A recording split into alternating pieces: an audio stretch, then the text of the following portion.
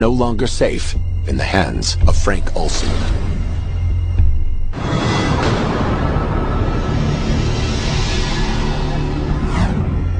Summer 1953. Cold War paranoia grips America. In Europe, Frank Olson witnesses extreme interrogations at the hands of the CIA. His British confidant, William Sargent, no longer thinks Olson can be trusted.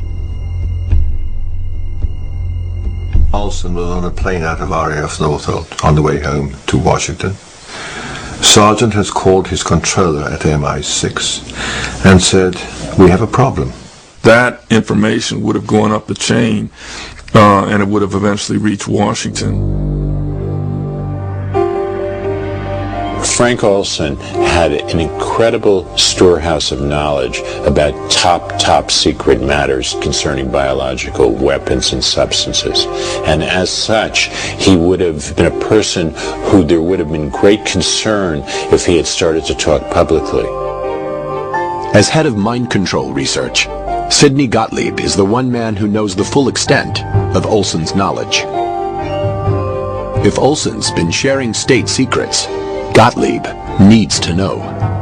He decides to conduct a little experiment of his own. Deep Creek Lodge in Maryland, Wednesday, November 18th, 1953. Frank Olson and 6 colleagues from Special Operations at Fort Detrick attend a clandestine meeting. They are joined by counterparts from the CIA, including Sidney Gottlieb and his deputy, Robert Lashbrook.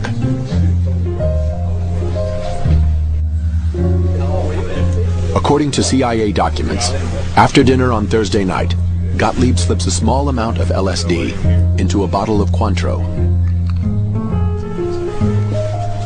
So according to Gottlieb, when I met him, they were concerned that what if a scientist was kidnapped by the communists, and what if the enemy drugged that scientist, would he be forthcoming? And they were going to test this by staging a scientific meeting and drugging the participants, and that my father was just one of a number who got this drug.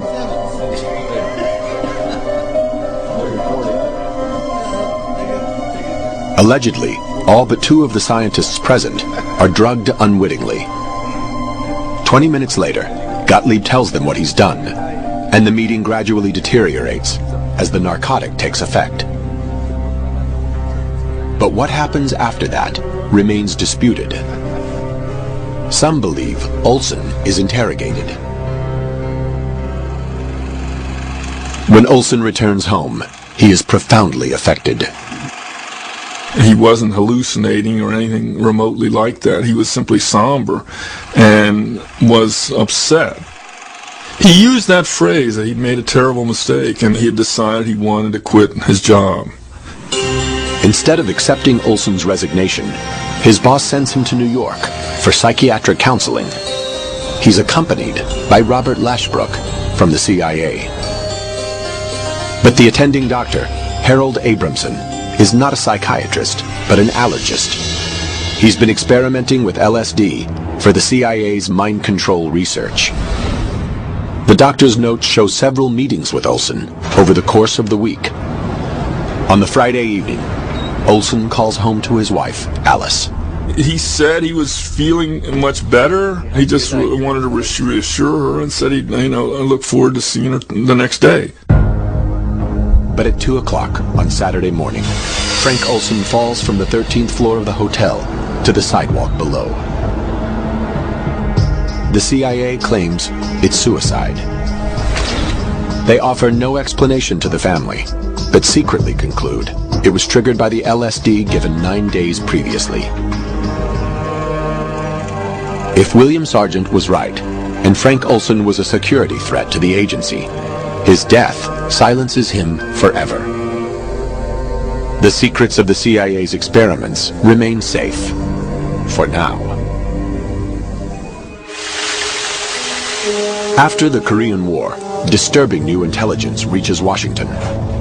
Hundreds of American troops are still being held captive, subjected to brainwashing experiments, and then killed. mind control research back home intensifies. The new goal is to cause an individual to become subservient to an imposed control, to the point where he will perform acts against his will and then have no memory of the act. The search for a real-life Manchurian candidate begins.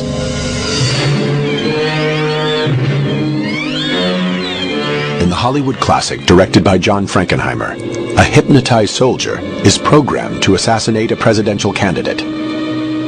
Like a clip from the movie, the CIA attempts to create its own Manchurian assassins using hypnosis and drugs. You create this new identity inside that's hidden from the main part of the person by an amnesia barrier. And then using an access code, you can call out this new identity for whatever mission purpose.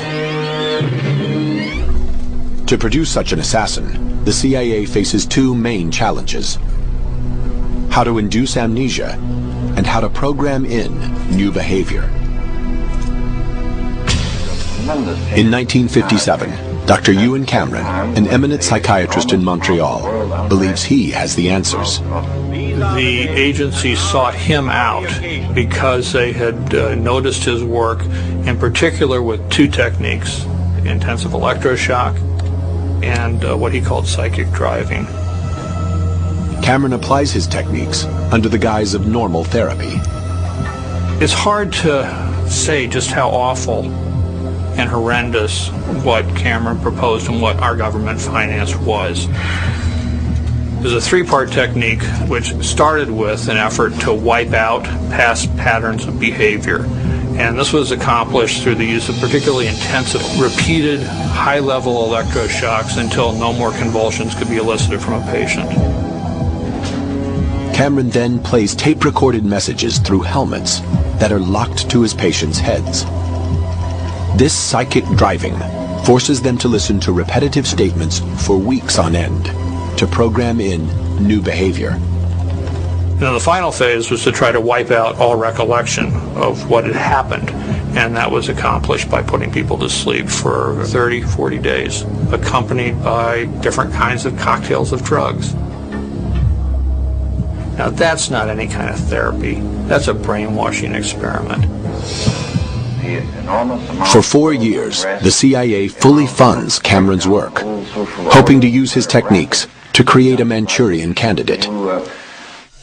Psychiatrists throughout the nation, at hospitals, prisons, and some of the top universities, are similarly on the agency's payroll. Every possible brainwashing technique is explored. One in particular consumes the agency for years: hypnosis. One of the things the CIA was looking for was, could you give a person an order under hypnosis to assassinate someone else? That would have been a Manchurian candidate. But the assassin must not remember his act. You could take an ordinary person off the street, put them through basic training, get them to go out in the field and shoot the enemy. The purpose of the hypnosis is not to get the person to go pull the trigger. It's so that they don't remember, so that if they're captured and interrogated, they can't talk about it. The evidence suggests there's only one man the agency seriously considers for a Manchurian assassination: Fidel Castro. In the early 60s, several potential assassins are selected for programming, but all hypnosis attempts fail, and the plot is quickly abandoned. Then in 1968, an assassination does take place that seems to resemble a Manchurian operation. According to some, the work of a programmed assassin, hypnotized by the CIA.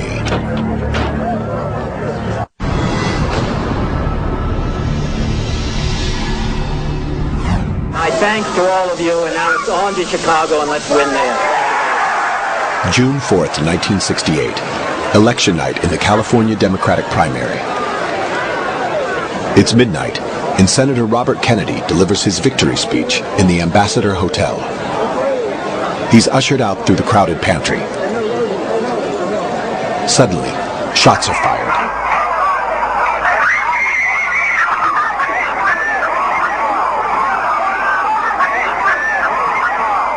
"26 hours later, Kennedy is pronounced dead.